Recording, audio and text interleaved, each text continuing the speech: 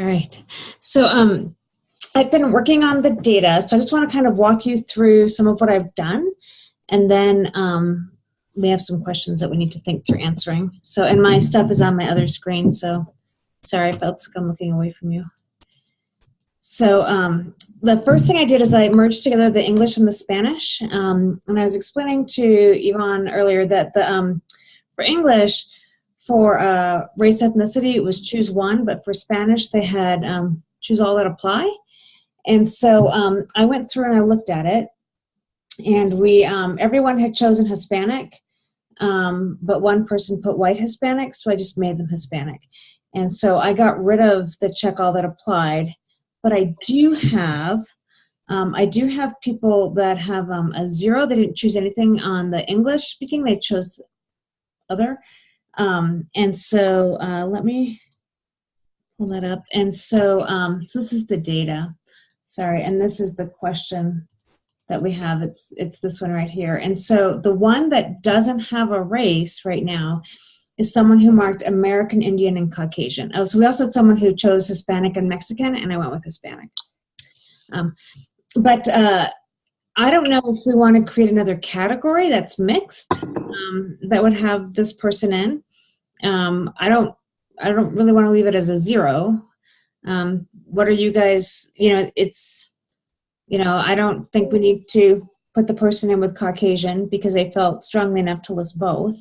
Yeah. I think. And I don't know that I want to put them in with American Indian because it's the same thing where I think they felt strongly enough to do both. Mm-hmm. So how many other people could fall into the mixed category? This is it. Everyone else is. So this is the data. You can see we had 3 other comments listed. So Mexican, it was Hispanic and Mexican, so I felt like that was Hispanic. And Hispanic and white is usually, we put as Hispanic. So this is the only one that would fall into it. And we don't have any, well, we might have American Indian. I don't remember what number it is. But again, I feel like this person felt strongly enough. So Yeah. Okay. So I like putting the mix option. I know it's one person, but yeah. Instead of grouping them incorrectly. So I will do that. I will add mix to it and give them that code. Okay. So I haven't been running data. I've just been getting ready. Well, I've been getting ready for data, right? So so the other thing we had is we had 2 that were the same number, 355. And so I actually went through and looked at that, and it was the exact same answers, so I got rid of one. Okay. So that's how I handled that. We wanted to compare English and Spanish, and I've come up with something that we can do. But question 4 on the demographic survey also asked them what languages they chose. And so they could choose all that apply. And so, and this is sorry, what that looks like. So they could, most people chose English or Spanish, but we do have some that are multiple. Mm-hmm. So we could just have, if they chose Spanish, then they get pulled in. I have done an indicator to say that it was a Spanish survey that was completed, which doesn't mean that they prefer, it just means that that's the one that they completed. So and this would be for Ariel, so I'll also talk to her, but for those runs where we do language, do you guys have a recommendation or something you would want us to think through? So we don't have an option for, or we do have an option for when it is both that they indicate both languages? Mm-hmm. Okay. So the way that the data looks is it's a choose all that apply. Mm-hmm. Oops, that's the actual runs. You don't want that. It is, and it's question, it's question 4. So these are the languages. This is one. So they start here. This is one, right? This is like your Arabic.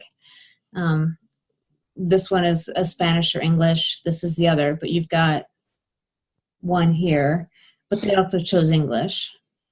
Mm-hmm. So in SPSS, right, you can do a select. So under the data, when you want to run it, you can select the cases. And so we can make it, if, and I don't know which one it is, but let's assume it's Q409. So we would do the if, well, sorry, it keeps going on my other screen. And then this is, so we could do this one is equal to 1. And then we could continue. And so then it would select the ones where it's not equal. So only when we run it, only the ones would do. So that's one option for us, is to use the languages that they chose versus what they filled out. So sorry, this session is really going to be around decision making, because that's a big part of of getting ready to run the data. I personally, I'm wondering if you can just kind of walk through this again, just because I'm trying to understand like the ramifications of making a decision, and I feel like I don't want to make a quick decision. So I'm sorry. No, it's fine. Walking through the question again, that would be Sure, absolutely. And I've been dealing with it all day, so it's right. Okay. My head is like, yeah. So one of the questions that we have, one of our research questions, is around, are English speakers and Spanish speakers different? And so it's really, and this is Ariel's main question. And so she's going to kind of look at everything except for stigma, which Yvonne's going to have, and the costs, the free stuff, which Yvonne's going to have. We can look at that by language. We can not, but one of her questions, Ariel's question, was really English versus Spanish. And so we have a couple options for dividing it. So we'll figure out if they're English or Spanish. And the reason that's important is when we do the qualitative, we'll mark the ones that are Spanish versus the ones that are English. And we can do it based on how the information was conducted. But like I did one in English, and at the end she told me that she preferred Spanish. And so if we do it this way, where it's based on what she checked, she could be thrown into that Spanish. Like if they choose English and Spanish, we could just throw them into Spanish. We could create a variable that says English, Spanish, and bilingual. Like I don't know. And again, Ariel's going to have to weigh in, but I think it's important for you to think about what you're grappling with, which is what's the implications of the decision. And so when we look at the qualitative data, we will tell a story for English speakers and we will tell a story for the Spanish speakers. So in that example, technically she would be lumped, based on the interview, she'd be lumped with English speakers because it was conducted in English, yet she also said that she preferred Spanish. So like she's kind of, yeah, I get the issue here. Yeah, and I don't know how many are bilingual, and so part of this discussion is, do we need more information, right? And again, Ariel's going to have to weigh in on it, but I think you guys should also weigh in on it. And so this is going to be what affects their perceived barriers, what affects their perceived cost, what affects, right, all those things that we asked, the preferred communication. And so that's, when we look at those stories, they're going to be in one group or the other. And then if we decide to do bilingual, then it becomes, what does Ariel want to do with that? But this woman that I talked to, she answered her phone in English. She was working in English, but at the end, when I asked her preferred language, she said Spanish. So do you mind just elaborating on, like, so for that last question, like, did you just ask, well, it's just kind of weird that I did question. The demographic survey. Oh, okay, yeah. So during the demographic survey, you said, which language do you prefer? Yeah. Can we go back to the question on the demographic survey? Because I'm wondering if, like, this is just a minor detail, but is Spanish, did you walk through, did you say Arabic? I'd have to look at the tape. I don't think I walked through them all, but I started, and she probably said Spanish. My big memory is that when she said Spanish, I'm like, I am so sorry that we've been doing it in English. Thank you. So I don't know. We have it on tape. I could pull it up. Yeah, I'm just wondering if maybe you were like, if Spanish was the first one that you said, and then that kind of guided her. Oh, no, I didn't. I was shocked when she said Spanish. Yeah. That is so strange. Because she answered her phone in English. She was talking to someone else while I was on hold in English. Like, everything was English. And at the end, when she said Spanish, I was like, whoa. So I think that the other thing is that, yeah, people are bilingual, but I would think that everyone has a preference at the end of the day, which language they prefer. So here, let's I look don't know at if the data. Wait, yeah. Okay. so this is our data, right? So it's this right here. And so, I mean, we can do, so here's a bilingual, here's a bilingual, here's a bilingual. I mean, this is too, but who knows what that other language is. Here's a bilingual. So it looks like we have 4 or 5. And there's an easy way to do it. I can do a count. So I can create another variable, which is how many languages, or I can create another variable that lists. And so if they pick this one, I'm assuming this is English, but I have no idea. If they, oh, you don't see where I'm pointing. If they pick number 3, which I assume is English, and that's the only one they pick, then I can write the code to say, okay, then they're English. And if they pick Spanish only, then I can write a code to say if they're Spanish. But then I can write a code that says if they pick English and Spanish, then they're bilingual. But then I've got to be careful that this person doesn't get thrown into that bilingual group, or it's a different bilingual, because I have no idea what that second language is. I think it would be worthwhile to have a bilingual category, especially if there's already 5 people. And just thinking about like reporting out, I think there's still a good conversation that can come from people that are bilingual. You know, there are pros and cons, in my opinion, to, I don't know, I think that could weigh in on how they perceive things, and because they can understand both languages, they can understand a greater group of people. So I think that would be valuable instead of grouping them, you know, into either English or Spanish. I think having bilingual would be a good idea.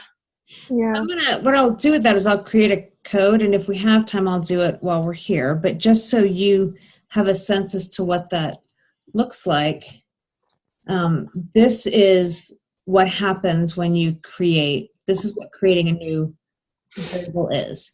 And so I'll create a variable, compute language preferred, probably is what I'll call it. You always set it to 0, and then you always make everything else a value, so that if you have a 0, you know that something went wrong. So for this one, when you look at this, what you'll notice is Mexico in all caps, Mexico with a cap, and Mexico lowercase. And I ran it, and I missed the Mexico with the first, with the M capitalized. And so I ran it, and I'm like, I have a 0. What's going on with my 0? And so that's how I figured it out. So I'll end up doing this, and then what will happen is I'll have where it'll say if, and then it'll be my one variable equals, and then whatever, it'll be equal to 1. And then then my other variable. The interesting thing about creating this, though, is I'm going to have to go in, and I'm going to have to put zeros, because those compute statements don't like when there's nothing. So if I don't have a 0, I'll end up with a new variable that has nothing. And so the next time you see this, these will all be zeros, so that the ones show up. So that's just a little tip for you as someone who's done that several thousand times. You have to go in and put the zeros in. But that's what I'll do, is I'll create that. And I'm happy to share my code with you guys. But it'll literally be if Q0004_0003 equals 1 and Q0004_009 equals 1, and paren the new variable name, and then whatever I give the number for that. Okay. Do you have any questions about the creation of that code? I think it'd be helpful, like, if there was an opportunity to actually, I almost wish that you could have done a recording from like when you had all the data and like what you did with it. Well, that's what I put in the PowerPoint, but yeah, I can. Okay. So that's, I'm walking you through all of the decisions that I've done. And I still have the first data set, but because the two didn't go together, I had to create it to where they could. So yeah, so these are every decision I've made so far is merging them. Here was my problem with merging, getting rid of this extra, and then here I actually created a variable called for Spanish. So I actually created if if it was done in, they completed it in Spanish or English, and if it was a focus group or an individual interview. Because I thought I might want to pull the data out that way, so I created these filter variables. And I created them very easily. Normally you would write code, but because we have so little data, it turns out it's faster to just go in and put the number in. Nice. So I did the compute for the other one. For this, the one that I just showed you, I'll write the code, but it would be much faster on that one just to literally eyeball it, because that I have to put in those zeros is going to be a pain. But so you do have to put the zeros, even like when you clean the data, you can't fix like the Mexico so they are typed the same or that they look the same, or so I can write a code, which is what I did, but someone else had already typed it in. Oh, okay. So I was stuck with what was there. So regardless of what happened, I wanted to come up with a number for it, because the benefit of a number versus a text is I can use it as a filter. Oh, okay. Right? And the fact that it was written all different ways is why I wanted a filter. So I could have, well, I don't know how to do it in SurveyMonkey because it was an open field, but I could have made it a fixed field and then it would have come over the same. But if I'm going to write a code to make all the Mexicos look like this, I might as well write a code to make them all the number one. It's the same amount of effort. Okay. So, and I know that I want numbers instead of text, and so that's why I did it that way. Oh, okay. So, yeah, this is like, keep asking me questions. So I'll go ahead and write the code, but I'm telling you, because you won't ever be able to see it, I'm literally having to go put in zeros here. And I don't have a great method for writing if it's blank, it's zero. I'm going to have to put them in. And that's the biggest downside to me from pulling things directly over from SurveyMonkey into SPSS. So I downloaded this as an SPS file, which is really nice because then it gives me the numbers instead of the words. If when I pull it into Excel, it gives me the words, which I might have. You can download from SurveyMonkey as an SPSS file? Mm-hmm. Oh, okay. I didn't know that. Yeah, so that's one of the options. I don't know if they have SAS, but they do SPSS. But when I download, let me see if I can pull up what I did in Excel. So I've downloaded it like 600 different ways, but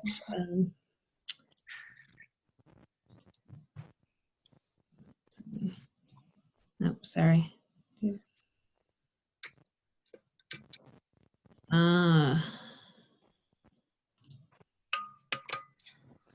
Sorry, it's going to take a second here.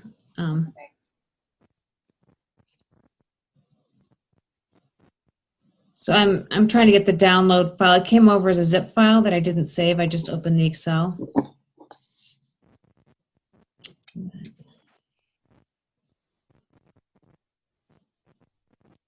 It's very slowly. Well, so I'll show you in a minute. But it when you bring it into Excel, this would actually have the words in. We're here, right? So SPSS is the variable view, right? So this is my question as it was asked. But when I bring it into Excel, I actually see Japanese, Russian, whatever, listed instead of a number. Mm-hmm. And so the benefit of doing it, that's interesting. The benefit of doing it in SPSS is that then that gives me the numbers and the values. I don't have to bring them over myself. So this is the Spanish one. Right, so it actually lists versus the actual number. So I like having the number, which is why I bring it over into SPSS. And why, can you just just say again why the number is, why you prefer the numbers instead of the words? Because I can, when I create variables, so first of all, if I want to do means and stuff, having the numbers, the values is better. So if I had strongly agree, it would literally come up with strongly agree. Mm-hmm. Or I might want that to be a 5 so that I can compute a mean. or median or a mode, right? So so I like the numbers to come up. I see. Yeah. But for the other ones, the reason that I like it for the string variables like the Arabic and stuff is because it's easier to use it for the select as a filter. A number is much easier. And then also when I go in and I have to compute these variables, oops, that's still my findings. When I have to actually compute the variables, this would have been much easier to have a number in. Yeah. Then, and so when I do the other one, to be able to say it's equal to 1 versus having to type out the text is better, because the more you have to type, the more room there is for error, and the more likely your code is not going to work. So that's why I like numbers. Okay. Yeah, that makes sense. Even though I love qualitative. So,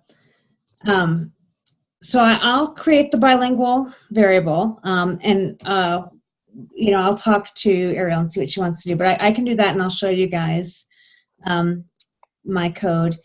And then the other thing is that I want to know if it was a focus group or an individual interview, because some of the stuff, Yvonne, that you and I were talking about, it was important to know if they were in a focus group or an individual interview, which I'll show you later because I ran some of that. So when we were talking about who said they wanted, who were free and reduced lunch that also that weren't free and reduced lunch that didn't want to pay, we have a few of those. It was easier if we knew if they were in a focus group or an interview, because we can then go to the interview and pull it and look at things. And so that's why I created that. And that was easy to do because of our numbering system. I could have used the numbering system, but again, when I go to do my filter, it's much easier to do a 1 or a 2 versus greater than 400, which I can do. But I like filters because I think that when you run stuff, it's much easier to have the filter already there, the grouping variable. So, you guys have any questions on that? All right. No, I think it was a good idea to filter by the type of qualitative data collection technique. Definitely. Yeah, and I also the results from the focus group, there's so many other things going on that factor into focus groups, such as, people may have different responses because other people are in the room, or kind of peer pressure and all that kind of stuff. So it'd be interesting to see, how those kind of things, those questions vary by technique. Right. And so we'll be able to ask, so again, today is really focused on kind of getting the data ready to start asking some stuff, but we'll be able now to have that asking. So building that in, like thinking about how you might query the data becomes really important. So one of the things that I ended up having to do is I was trying to figure out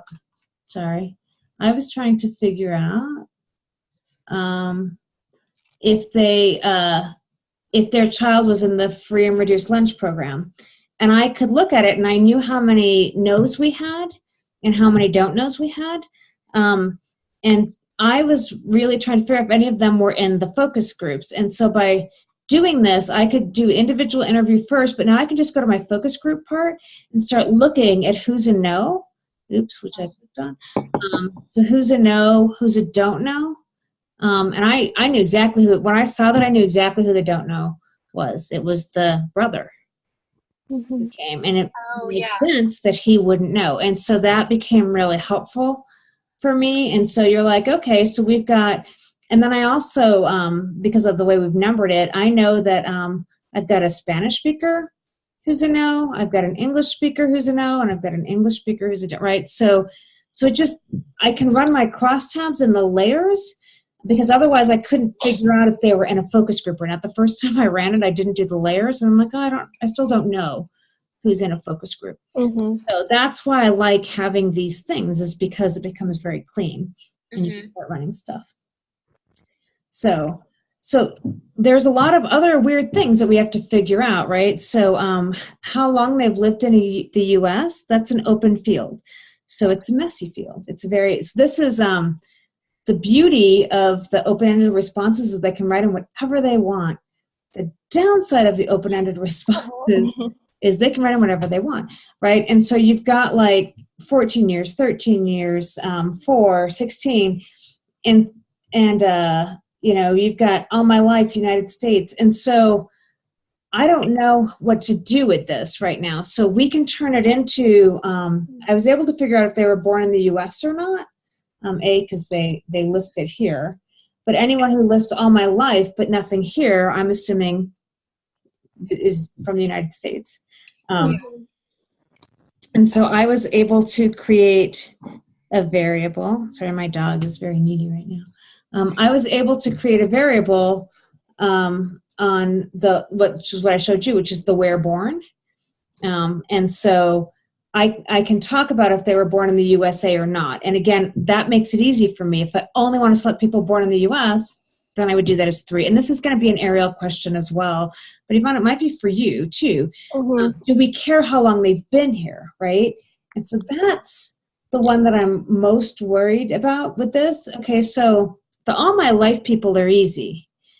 Do we want to look at people who have been here, 9 months versus people that have been here 27 years? And so we can group these. I could just bring over the numbers, but the numbers don't mean anything.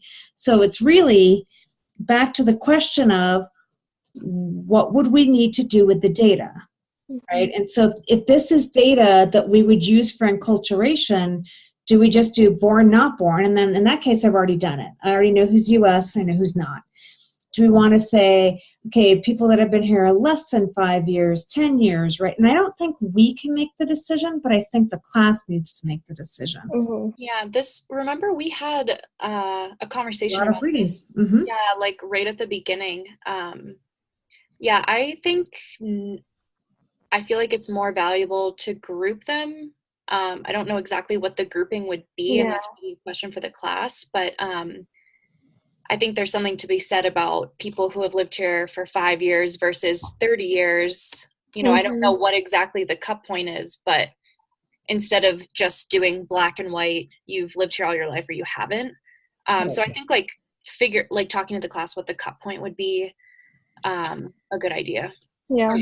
Right. And I remember that there was some disagreement in the literature that some say, like, if you're first generation, it doesn't matter versus not. And then, is it 20 years? So, so this is one that let me make it, I'll make this green and we'll take it to the class. But that's, right, you see that I need that to then be able to do my analysis. And so it's not just a matter of changing it into categories, it's being thoughtful about what we're going to do with it and what we're going to say with it. And so the person that I think right now that's most interested is Ariel, but Yvonne, I don't know if you are or not. And so that would be the one thing to think about. And I think when we did it last time for the other data, the survey data at the game day, it turned out it didn't make a difference.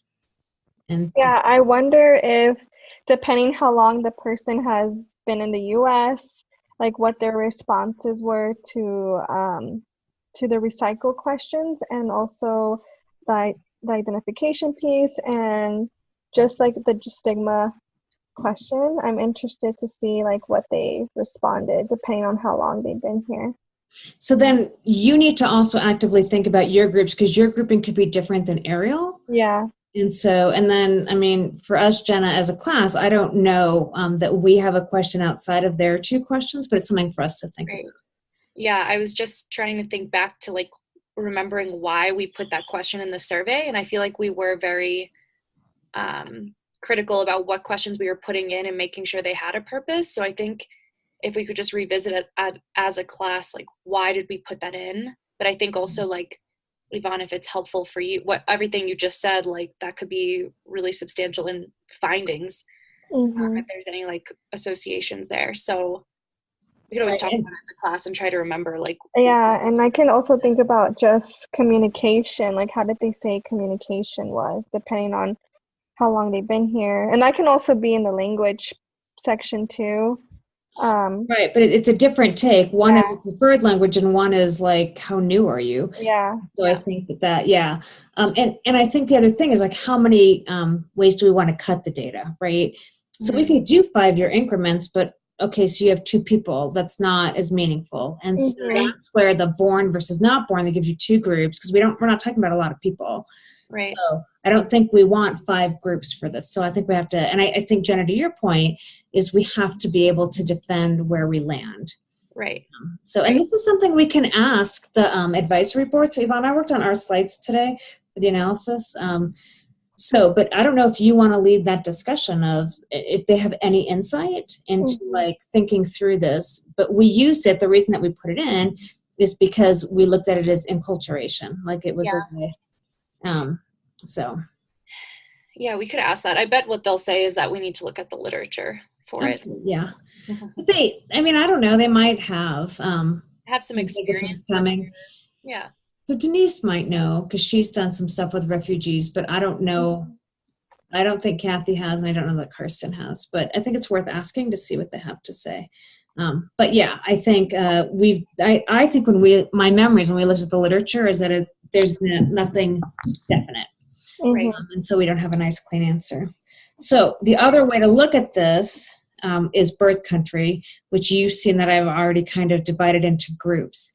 And so when we look at birth country, I think it's at the very end. Oh, that doesn't help you. Let me show you this. When we looked at birth country. Number 6? No, I actually created the variable. Okay. Of where born. So here, I'll just do this. Actually, let me select all my data.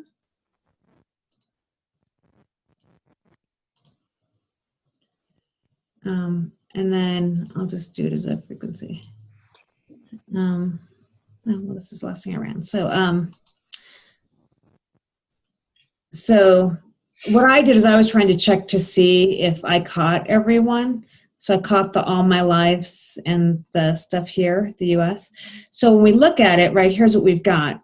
16 U.S., 15 Mexico, and then it's not worth looking at for specific things, the one Venezuela, the one Peru, the one West Africa. They can't really represent their continent.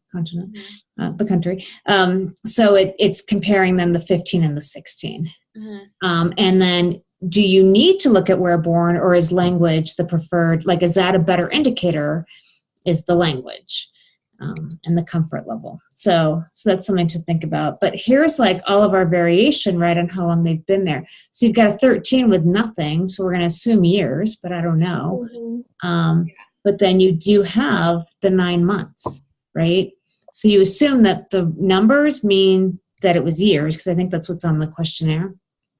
But and right, these will all get together. So when you look at your cutoffs, you've got a 9 month, you've got, if you did under 5 years, you've got 3 people. And then, then if you do up to 20, then that you only have 3 people that are over 20. So right, so that's your other thing, is looking at this, is it worth cutting? Because what if it is 20? It's 3 people that. So. Yeah. But what if we just recognized when we're reporting out on this, hey, we only had 34 respondents, so yes, well, only 3 people fall into this category. 10%. In the perspective of it all, they still like kind of have a lot of weight.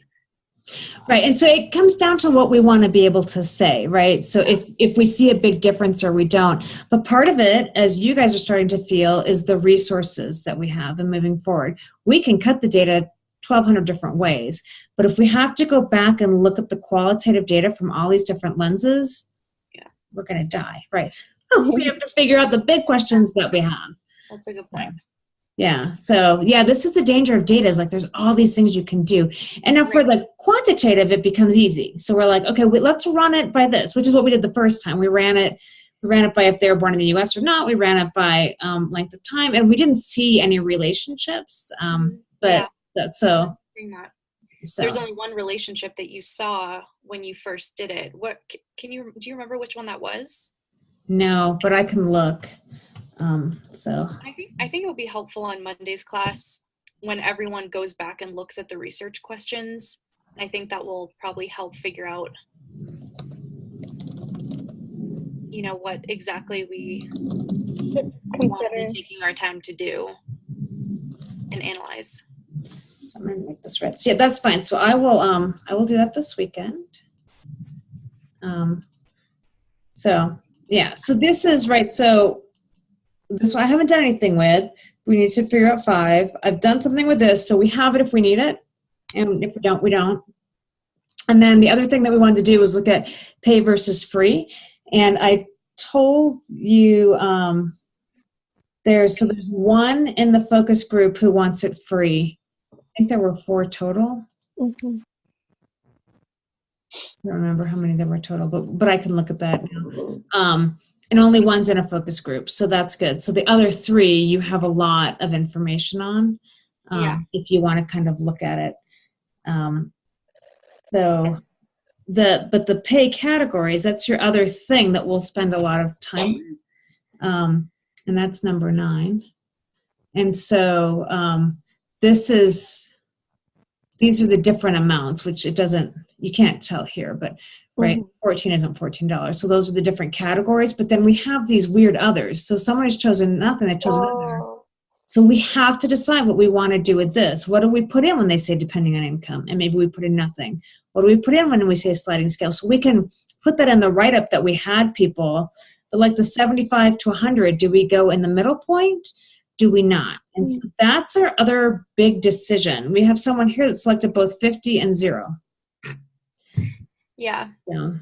I agree with you that in the reporting, I think depending upon income was something that came out in multiple questions as an answer. And so I think like that would be a valuable like note to put in there. The sliding scale, I don't really understand exactly what that means. But I'm assuming it probably has something to do with the same comment of like depending upon income, that it's dependent upon the person's situation. I think for 75 to 100, I think putting it right in the middle is the best idea. Okay, so here, let me write down those. I agree. So for the pay, so the ones that are like sliding scale and depends on, they'll stay as a 0, and so we'll put that as missing data.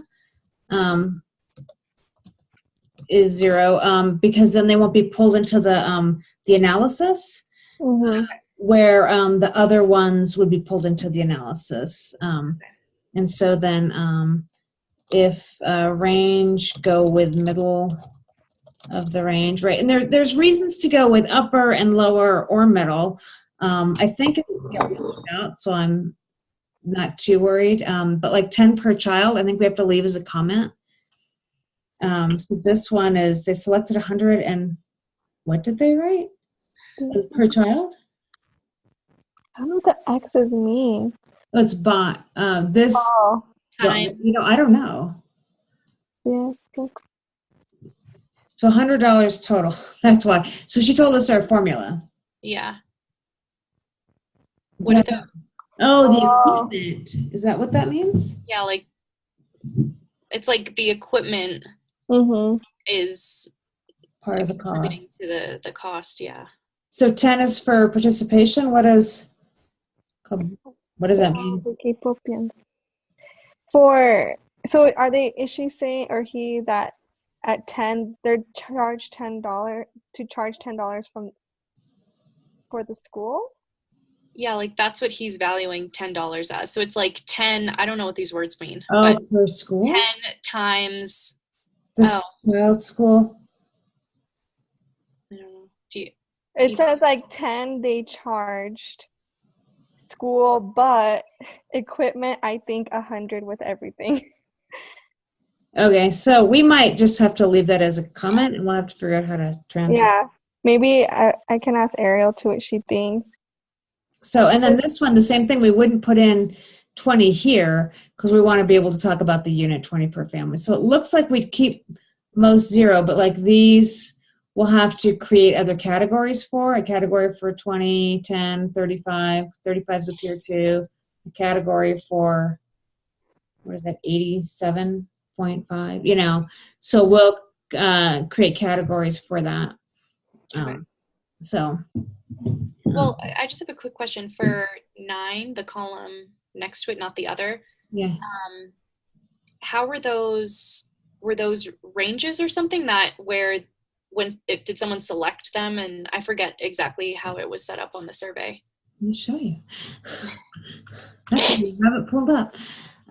So it's literally the. Oh, yeah. So they didn't choose 30, they wanted 35. Right.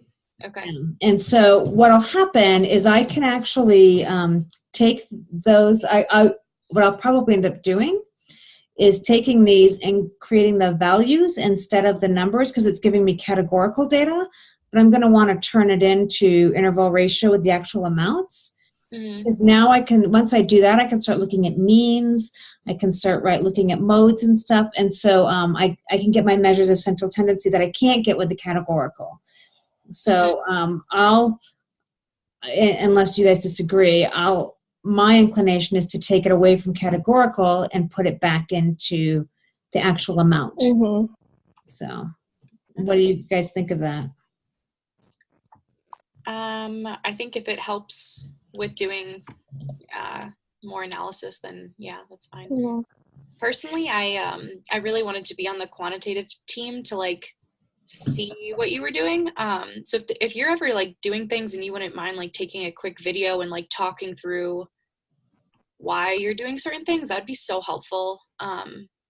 That's kind of what I said earlier, just with like when you had merged the two data sets, like it would have been helpful to see like how you actually did that, because I feel like we've taken like biostats in an SPSS lab, but for me that was like a year and a half ago, so I'm like, you know, I'm not around it all the time, so I kind of forget exactly how to do everything. So I just can make a video, and if you don't mind, that would be so helpful. That's fine. I do a lot of cheater stuff on this because it's so small. So if I was really merging, there's a way you actually, when I merge, I would merge in Excel and then bring it over, which is what I'm doing for another study where I have hundreds of thousands. For this one, I literally had the one open and I made them match. So I put in the extra variables and then I literally cut and pasted it over. Okay. So I did a total cheater way. But the first time when I did it, that's how I noticed that they were off, is I opened the Spanish one and cut and pasted it into the English. The labels in Spanish don't help me very much, right? So I put it in the English, and then I realized, I have more here than I had for English. So then I had to go look at it, and I saw that they were different. So then I literally pulled them up side by side, and I looked at the variable view. Yeah. And so I had to add things here, and then I literally just cut and pasted it. So so I'm happy to show you, but I'm doing a lot of cheater moves just because it's small. If it was a big data set, it's so much faster to do the code and to do everything else.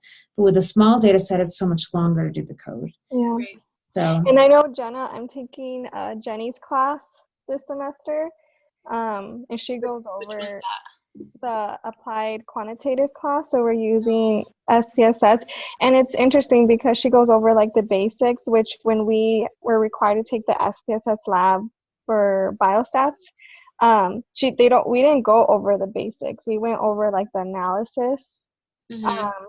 So it's nice that in her class she goes over the basics. But anyways, what has helped me throughout her assignments is like YouTubing how to merge files, and I found some really good videos on YouTube in case you were interested in watching those.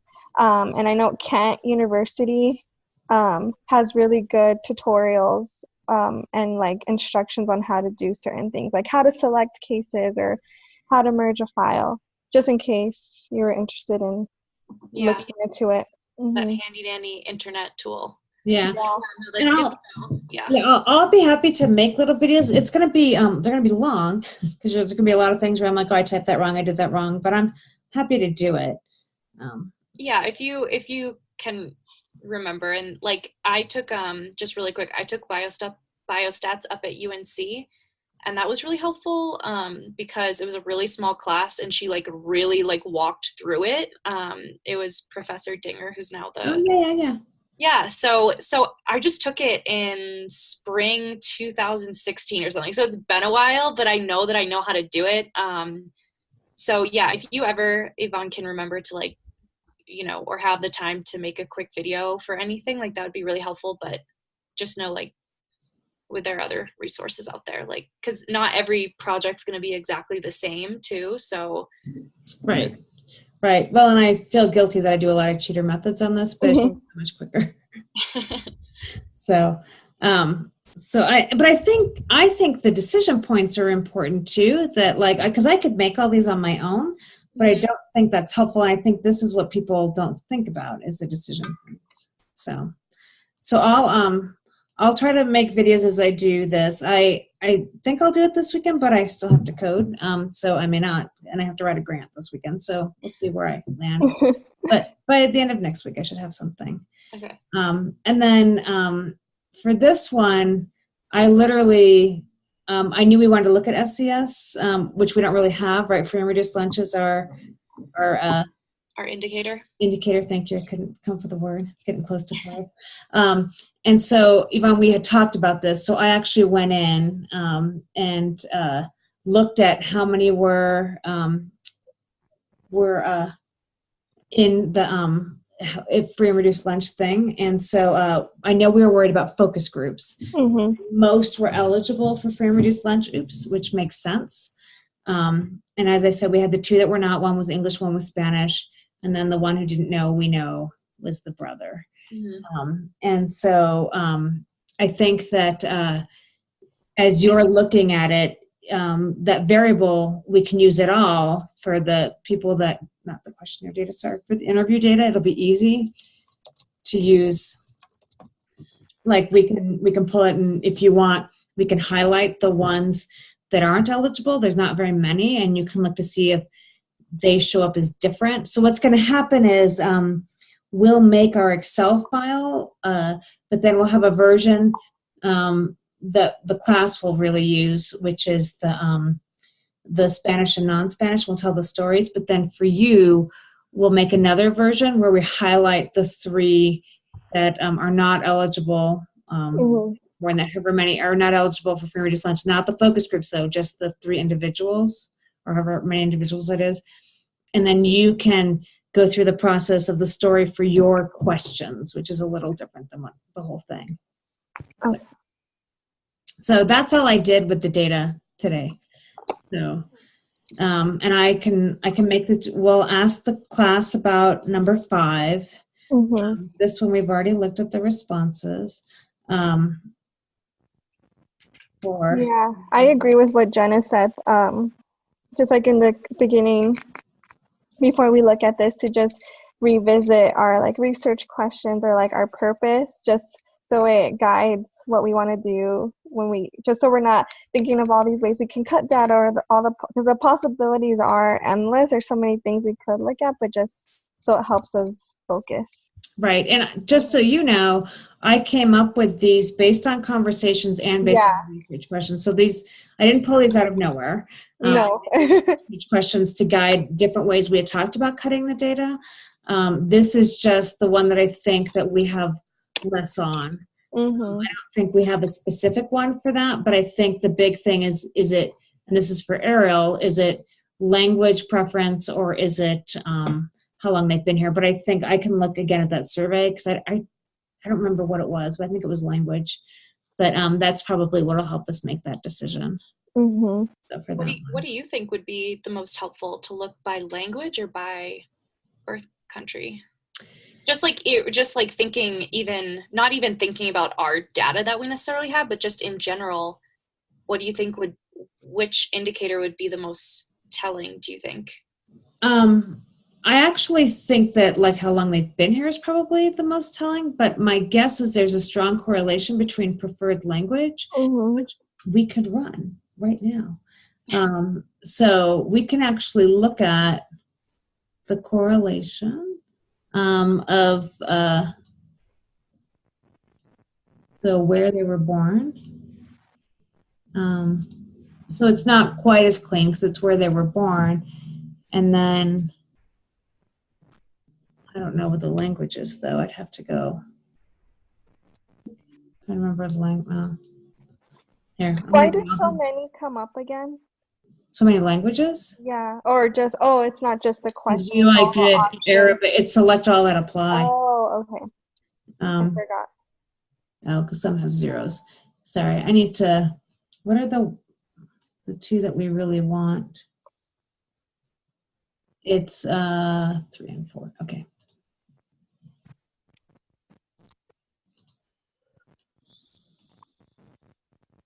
Now I'm stuck because I can't see the number. This is what I hate most about it. there's 3, but it's 3 and Is it 4 or 9? it's 3 and 9. Yeah, I said 4, but that was wrong.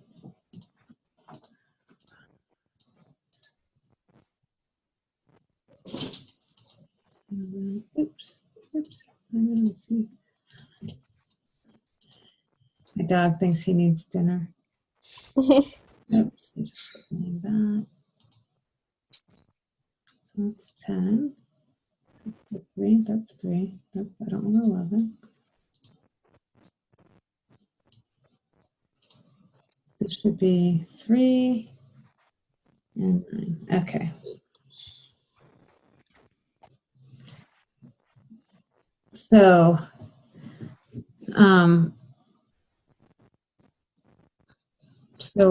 what languages do you, so this is each of this. So this is for one, and this is for the other. So I'm going to guess this is English because 16 of them are born in the U.S. and speak it. Mm-hmm. Or born in Mexico. So then we could look at those for how long as well if we wanted. Mm-hmm. And then you've got, for Spanish, you've got 13 that are born in Mexico, only and 4 are born in, so it may not, we'd have to look at how long they've been there, maybe the compounding, but I think this still supports that the predominant Spanish speakers are born in Mexico and the predominant English speakers are born in the U.S. Mm-hmm. And so that's where maybe it doesn't matter anymore when you cut it because there's such a division just based on where you're born. Mm-hmm. So that's and that's something I can explore a little more, kind of cut and paste, so that we can think through that conversation. And I can hunt them down. I can hunt down the 4 that were born in Mexico but prefer English, and we can see how long they've been here, right? So it's to help with some of that decision making. But given our question, which is barriers, which is how they feel about the program, that stuff I'd feel languages, but then the stigma I would think would have more to do with if you've been here or not. And so that's why I feel mixed, is I think it depends on the question Yeah. you ask. So I agree with that. So yeah. So I'm gonna stop sharing and I'm gonna stop recording.